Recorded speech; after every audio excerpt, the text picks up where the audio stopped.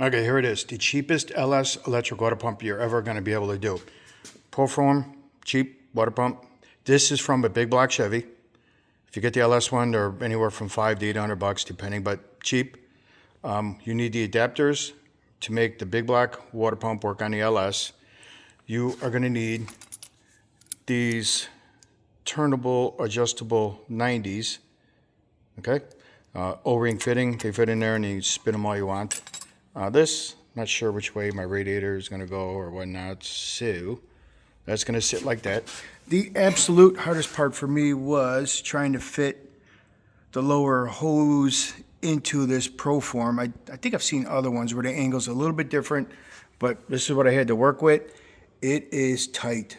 It is tight. And I'm like, okay, no matter what, if it fits, I'm just going to seal it up with leak lock, Loctite, whatever.